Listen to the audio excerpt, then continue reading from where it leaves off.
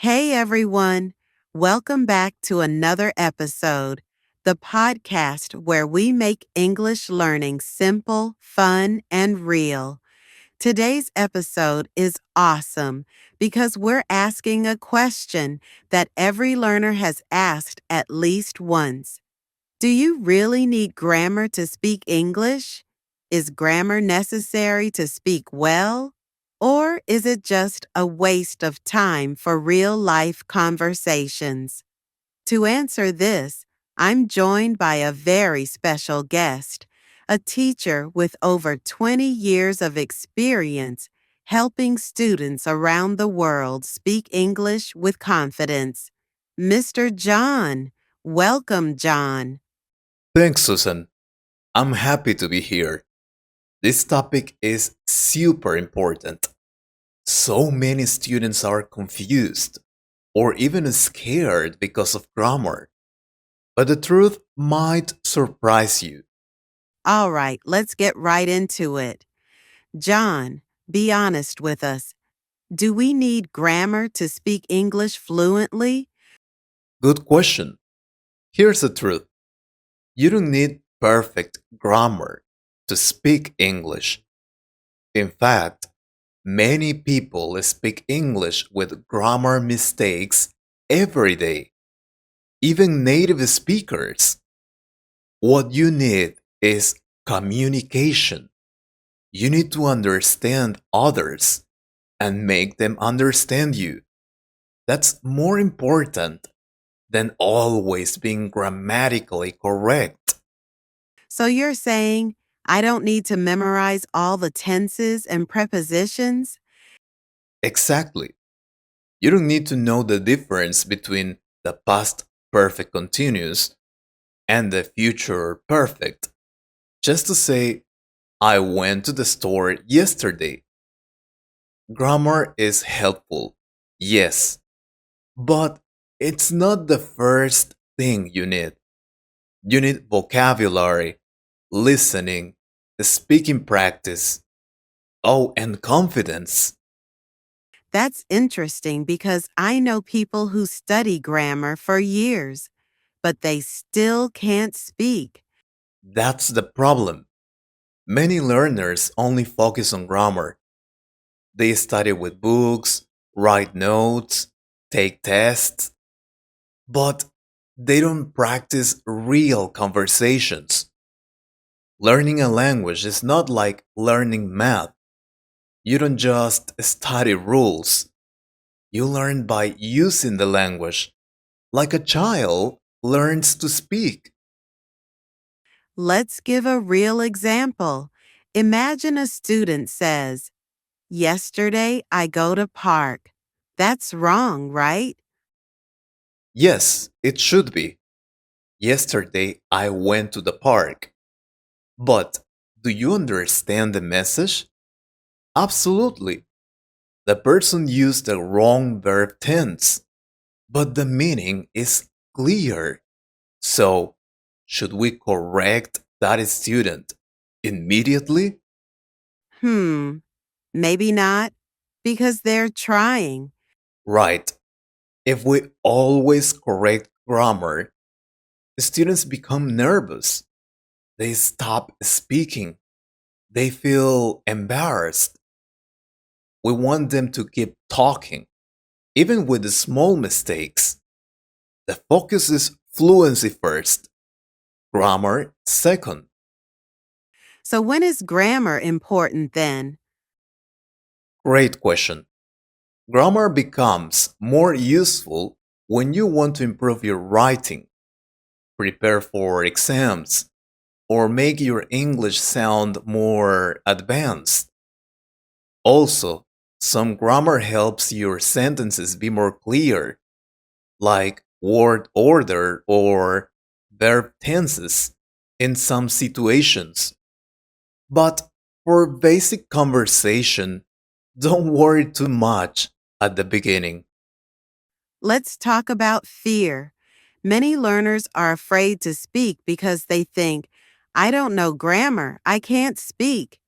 What would you tell them?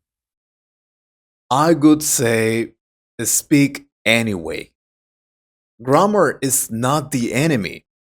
Fear is the real enemy. I've had students who speak with mistakes, but they speak confidently, and people love talking to them. They improve fast because they keep practicing. I love that. Speak anyway. That's powerful. So, are grammar books useless then? No, they are not useless, but they are tools, not the goal. If your goal is to travel, make friends, work in English, focus on speaking, listening, and real conversations. Use grammar books as a support, not the main focus. And that's the big message here, right? You don't have to be perfect. You don't have to master every grammar rule. You just need to practice real English every day. Yes, focus on real situations. Practice conversations about daily life, family, travel, work, things you actually use. Grammar can come later, naturally, like a tool to make your English even better. All right, John, that was such a powerful first part. I loved what you said. Grammar is not the enemy, fear is. That's going to stick with me. Now, let's go deeper. You said grammar should come later, naturally. So let's help our listeners. How can they learn grammar in a natural and easy way? Great. First, I always say stop memorizing and start noticing.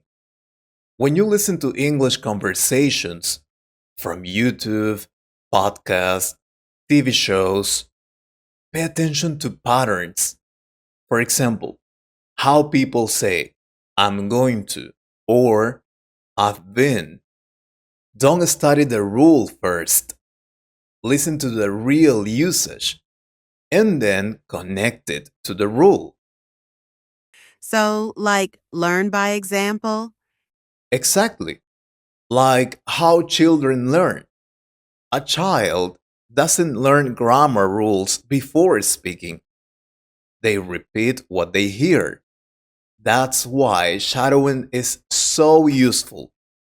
Repeat after native speakers. After a while, your brain starts to feel what sounds right. Can you give one simple trick to improve grammar without stress? Yes, one of my favorite tips is write short daily texts about your life. Just 3 to 5 sentences, like, today I went to the supermarket. I bought some vegetables. I feel tired.